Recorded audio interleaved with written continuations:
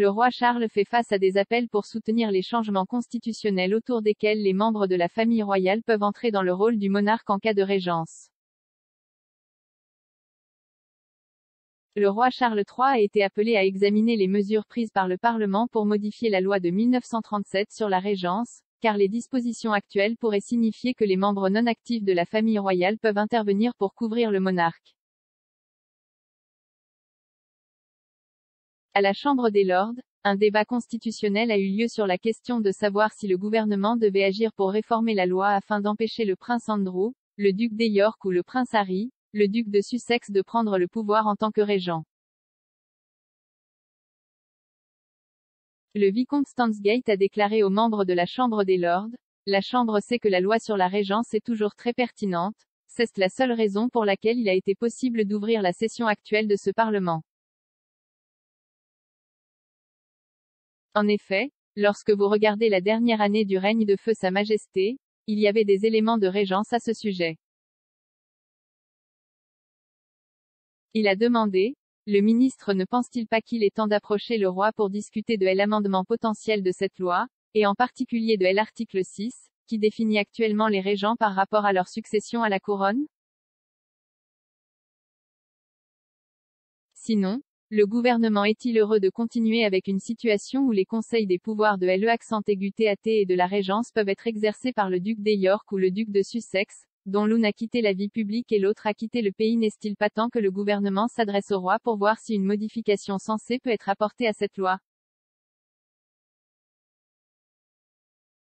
Le père conservateur Lord Trow a répondu que le gouvernement s'efforcerait de garantir la résilience de nos dispositions constitutionnelles et a noté que l'adhésion d'un nouveau monarque peut être une occasion utile d'examiner les dispositions.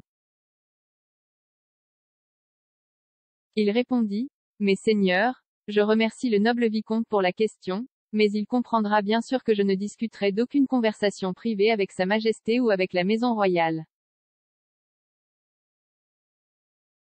Sa Majesté le roi George VI a indiqué dans son gracieux message au Parlement qu'il peut être nécessaire d'examiner les éventualités qui pourraient survenir par la suite et de prendre des dispositions qui garantiront, en tout état de cause, l'exercice de l'autorité royale.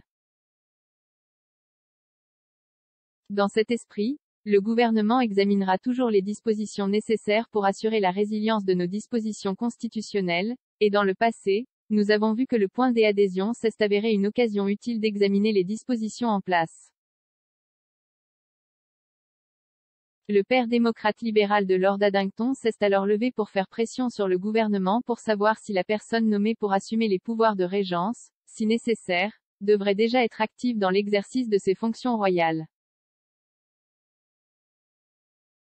Il a demandé, « Mes seigneurs, le gouvernement peut-il indiquer qu'il considérera au moins que la personne à laquelle il s'adressera en premier lieu sera quelqu'un qui assume réellement des fonctions royales, ou du moins une partie de celles-ci, à l'heure actuelle? »